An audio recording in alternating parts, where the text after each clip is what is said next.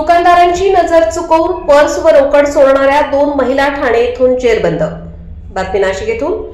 शहरातील दुकानदारांची नजर चुकवून पर्स व त्यामधील रोकड रक्कम चोरी करणाऱ्या 2 महिलांना नाशिक गुन्हे शाखा युनिट क्रमांक 1 ने ठाणे येथून ताब्यात घेतले आहे।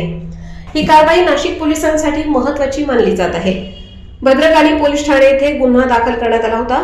त्यानंतर गुन्हे शाखा युनिट क्रमांक 1 ने तपासाची सूत्रे हाती घेतली। तांत्रिक विश्लेषण, गुप्त बातमीदार व सीसीटीव्ही फुटेजच्या आधारे आरोपी ठाणे जिल्ह्यातील कोपरी परिसरात असल्याची माहिती मिळाली। त्यानुसार पथकाने सापळा रचून पहिली आरोपी नैना दुर्गेश भुरे, सिद्धिविनायक अपार्टमेंट, सिद्धार्थनगर, कोपरी, ठाणे हिला ताब्यात घेतले। चौकशीत तिने तिच्या मैत्रिणीसह गुन्हा केल्याची कबुली दिली। त्यानंतर दुसरी आरोपी दीपाली हेमंत रोकडे, गावदेवी चाळ, गणेशनगर, दिवा पूर्व, जिल्हा ठाणे हिला देखील ताब्यात घेण्यात आले। दोघींनी दुकानदारांची नजर चुकवून पर्समधील रोकड चोरी केल्याची कबुली दिली आहे।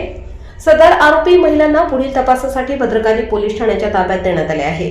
ही संपूर्ण कारवाई वरिष्ठांच्या मार्गदर्शनाखाली गुन्हे शाखा युनिट क्रमांक 9 चे वरिष्ठ पोलीस निरीक्षक डॉक्टर अंचल मुदगल यांच्या नेतृत्वाखाली पोलीस उपनिरीक्षक प्रदीप मस्ते, प्रशांत मरकड, मिलिंद सिंग परदेशी, नाझिम खान पठाण, महेश सानप, संदीप भाण, विशाल कोते, विशाल देवरे, धनंजय शिंदे, जगदेव पोरसे, अमोल कोष्टी, मुक्तार शेख, शामिला कोकणी, मनीषा सरोदे, अनुजा येवले तसेच चालक सुदाम पवार आदींनी ही कारवाई यशस्वी केली। वृत्तसंकलन जितू कानडे, नाशिक।